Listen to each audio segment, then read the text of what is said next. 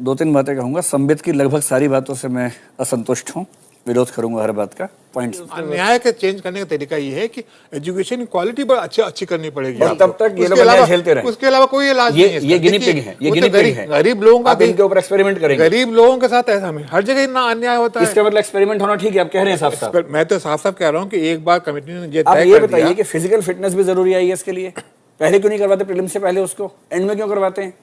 क्या इंग्लिश का test and में नहीं हो सकता? प्रीलिम्स में करते 70% मेंस में नहीं दे सकते, आप उसको एंड में कर लीजिए, हटा दीजिए वहां पर उनको। लॉजिक रीजनिंग से किसने मना किया? संबित जी कह रहे हैं कि मैंने बैलेंसिंग एक्ट किया है और यूपीएससी ऑटोनोमस आप बता रही हैं, ये संविधान में लेके आया हूं। आर्टिकल 309, 3012, 320, 323 पढ़ लीजिए। साफ साफ लिखा है कि भारत सरकार तय करेगी सिलेबस क्या होगा और एग्जाम किस फॉर्मेट पे होगा, साफ लिखा होगा सब। वो जो इनइक्वालिटी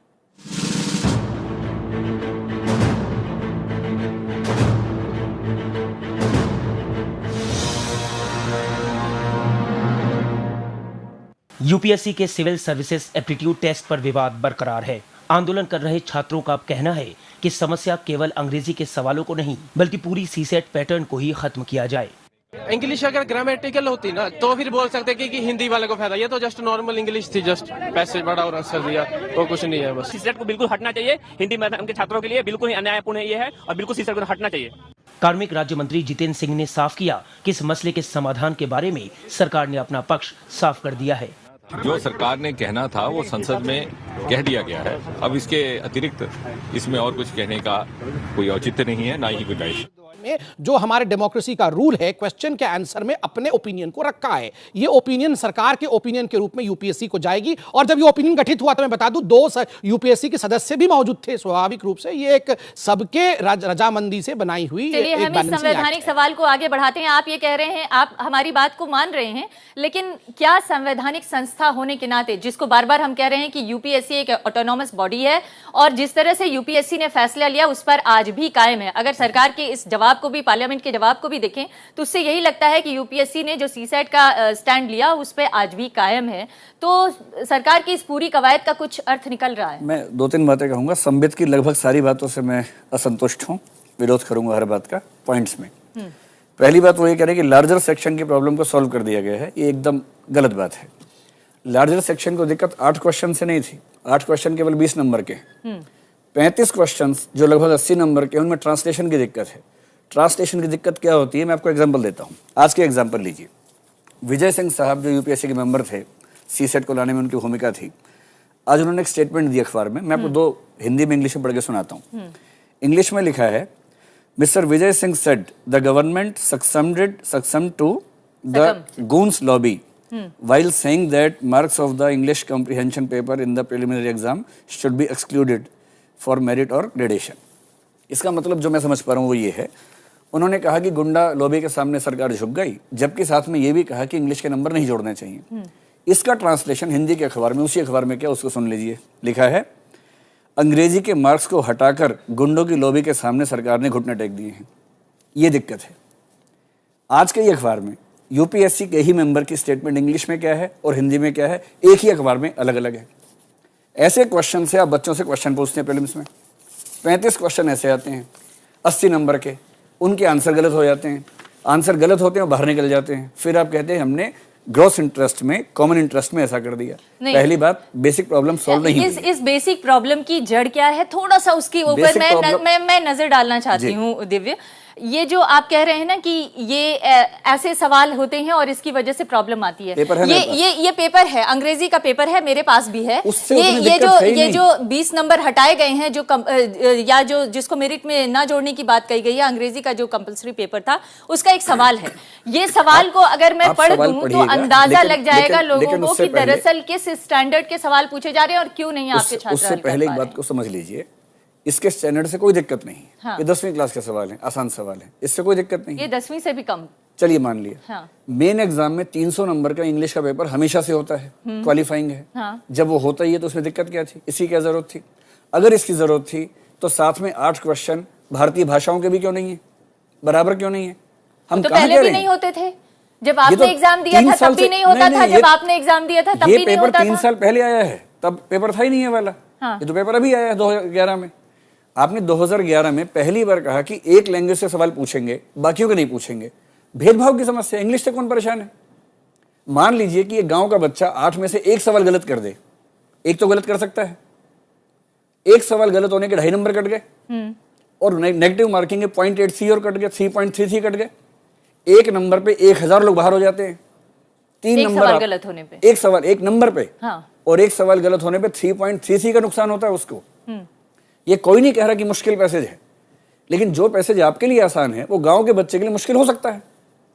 आसानी का फैसला कौन करेगा? नहीं, लेकिन बात यह है दिव्य कि अगर आप सिविल सर्वेंट बनना चाहते हैं, देश की सर्वोत्तम नौकरी में जाना चाहते हैं, तो आप अपने लिए क्या स्टैंडर्ड चाहते हैं? कोई मना नहीं कर रहा। आप इंग्लिश मेंस में क्वालिफाइंग पेपर लेते हैं, लीजिए। हाँ। लेते ही हैं, हिंदी का भी होता है, रीजनल लैंग्वेज का भी होता है, इंग्लिश का भी होता है, इसमें दिक्कत क्या है? उसको टफ कर दीजिए। आप पहले राउंड में ही CSAT को इंट्रोड्यूस, एक मिनट, प्रीलिम्स के राउंड में ही आपने 70% पॉपुलेशन को बाहर कर दिया। यूपीएससी के मेंबर KS चेलम, आज के अखबार में उनका लेख है हिंदू में, वो लिख रहे हैं कि CSAT गलत है क्योंकि 70% लोगों को, गांव के लोगों को बाहर कर देता है। KS चेलम का आर्टिकल है हिंदू में आज, उसको पढ़िए। इससे भी संतोष न मिले। नहीं, दिव्य, सवाल ये है कि आपको अगर लड़ाई लड़नी है तो आप उस व्यवस्था के खिलाफ लड़ाई लड़िए जिस व्यवस्था ने हिंदी मीडियम की पढ़ाई को इतना कमजोर कर दिया कि एक वक्त में हिंदी मीडियम से पढ़ के टॉप करने वाले IAS ऑफिसर आज की स्थिति में वो कह रहे हैं, वो खुद मान रहे हैं कि आज हिंदी मीडियम का बच्चा इसको क्वालिफाई नहीं कर सकता क्योंकि उसकी पढ़ाई का स्टैंडर्ड ही वो नहीं है। तो पढ़ाई का स्टैंडर्ड खराब करने की लेकिन बावजूद इसके आप लोगों ने इसको इंट्रोड्यूस क्यों किया? मुझे ये बताइए, क्योंकि आज जिस तरह से हजारों लाखों बच्चे इसका विरोध कर रहे हैं, एक तरह से राजनीतिक मुद्दा बन चुका है ये। आप या तमाम आप जैसे यूपीएससी को समर्थन देने वाले लोग फिर भी ये मान रहे हैं कि ये CSAT का पैटर्न बिल्कुल ठीक है और हमारे देश के सिविल सेवा में आने वाले लोगों को इसको क्वालिफाई करना जरूरी है। देखिए, 2-3 बहुत महत्वपूर्ण मुद्दे हैं जो समझना आवश्यक है। सरकार ने जो मुद्दा उठाया है, सरकार ने जो निर्णय लिया है, मैं उसे एक बैलेंसिंग एक्ट के रूप में देखता हूं। जिस प्रकार से कुछ दिनों से ये पूरा विषय एक लैंग्वेज का विषय बनता जा रहा था, सरकार को यह भी डर था कि 1960 के दशक में जिस प्रकार से एक लैंग्वेज वॉर पूरे हिंदुस्तान में हो गया था, कहीं उस प्रकार का एक स्नोबॉल न हो जाए, इसलिए अंततः सरकार को जल्दी से जल्दी एक निर्णय लेना पड़ा। दूसरा महत्वपूर्ण विषय है, अगर सपोज अब मान लेते हैं कि CSAT को हमने स्क्रैप कर दिया होता तो क्या लिटिगेशंस नहीं होते? इतने लिटिगेशंस हो जाते कि 24 अगस्त को जो प्रीलिम्स एग्जाम होने वाले हैं शायद वो स्टे हो जाते।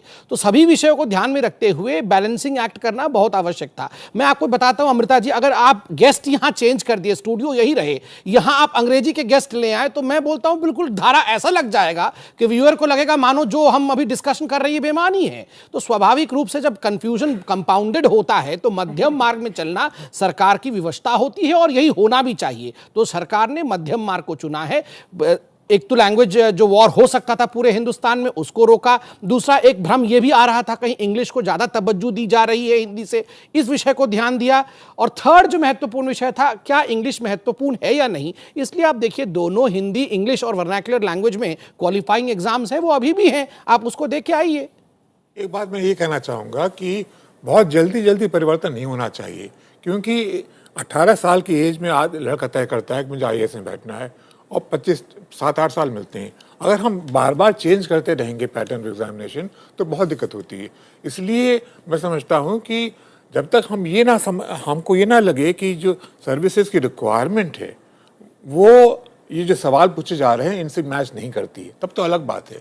लेकिन अगर हमने कमेटी ने तय किया कि जिस 12-13 जो सर्विसेज, मेन सर्विसेज हैं, उनकी रिक्वायरमेंट देखते हुए ये सवाल पूछे जाना चाहिए। लेकिन ये आप अपने बगल में बैठे दिव्य कीर्ति को नहीं संतुष्ट कर पा रहे हैं, तो आप कैसे दूसरों को और छात्रों को ये संतुष्ट करेंगे कि आप अन्याय हो रहा है? मैं जानता हूँ अन्याय हो रहा है, लेकिन अन्याय किस लेवल पे हो रहा है? जो मानते हैं, देखिए अन्याय का चेंज करने का तरीका ये है कि एजुकेशन क्वालिटी पर अच्छी करनी पड़ेगी। तब तक ये लोग अन्याय झेलते रहे, उसके अलावा कोई इलाज नहीं है। ये गिनी पिग है, ये गिनी पिग है। गरीब लोगों का एक्सपेरिमेंट करेंगे, गरीब लोगों के साथ ऐसा में हर जगह इतना अन्याय होता है। इसका मतलब एक्सपेरिमेंट होना ठीक है, आप कह रहे हैं साफ-साफ। मैं तो साफ-साफ कह रहा हूं कि एक बार कमेटी ने ये तय कर दिया। आप ये बताइए कि फिजिकल फिटनेस भी जरूरी है इसके लिए, पहले क्यों नहीं करवाते? प्रीलिम्स से पहले उसको एंड में क्यों करवाते हैं?